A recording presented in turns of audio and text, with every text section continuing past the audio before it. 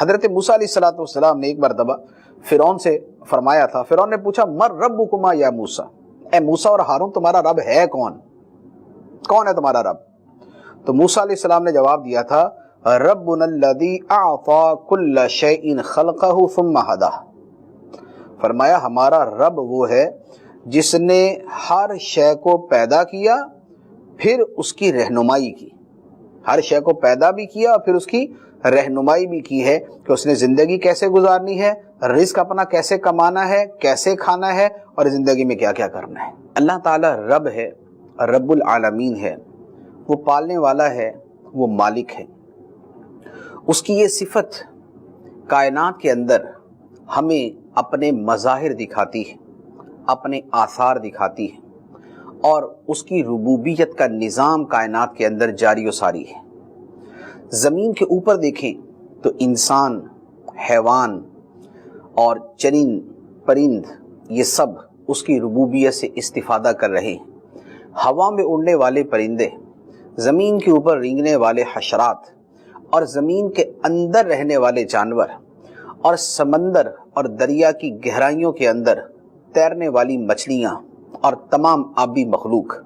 یہ سب کی سب اپنی جگہ اللہ تعالیٰ کی ربوبیت سے فیض پا رہی ہے، اور اللہ تعالیٰ سب کو ان کی جگہ پہ رزق فراہم کر رہا ہے، انہیں پالتا ہے، ان کی روزی انہیں مہیا فرماتا ہے۔ یہ اللہ تعالیٰ کی جو ربوبیت کا نظام ہے یہ اتنا جاندار ہے اور اتنا اعلیٰ ہے اور اتنا خوبصورت ہے کہ ہم جتنا اس میں غور کریں اتنا ہی اللہ تعالیٰ کے ساتھ ہماری محبت میں اضافہ ہوتا ہے۔ اللہ تعالیٰ کی شان ربوبیت دیکھیں کہ انسانوں کو اور جانداروں کو جس شے کی جتنی ضرورت ہے اللہ تعالیٰ نے وہ شے اتنی زیادہ مقدار کے اندر پیدا فرما دی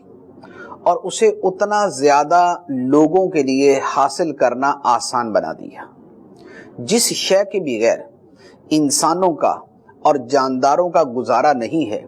اللہ تعالیٰ نے وہ اتنی ہی فراوانی کے ساتھ مخلوق کو چیزیں عطا فرما دی۔ آپ پانی کو دیکھیں، پانی ہر جاندار کی ضرورت ہے، پانی کے بغیر زندگی ممکن نہیں۔ تو اللہ تبارک و تعالی نے پانی کا انتظام اس قدر اعلیٰ درجے کا اور اتنی کثرت کے ساتھ اور اتنی وافر مقدار میں کیا ہے کہ دنیا کے کونے کونے پر پانی مل ہی جاتا ہے۔ کسی جگہ زمین کے اندر اللہ تعالیٰ نے پانی کے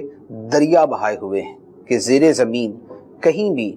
وہاں پر بورنگ کی جاتی ہے، سوراخ کیا جاتا ہے، وہاں سے پانی نکل آتا ہے، کہیں کم گہرائی پر، کہیں زیادہ گہرائی پر۔ جو اللہ تعالیٰ فرماتا ہے نا کہ اس کی جو ہے وہ قدرتوں کے اندر غور کرو، تفکر کرو، کائنات کے اندر غور کرو، دیکھو اور سوچو اور غور کرو، تو یہ سب کی سب چیزیں جو ہے یہ ان اللہ تعالیٰ کی قدرتوں کو اور اس کی ربوبیت کو اور اس کی تخلیق کو ظاہر کرتی ہیں کہ بندہ جتنا غور کرتا ہے خدا کے اوپر اس کا ایمان بڑھتا جاتا ہے۔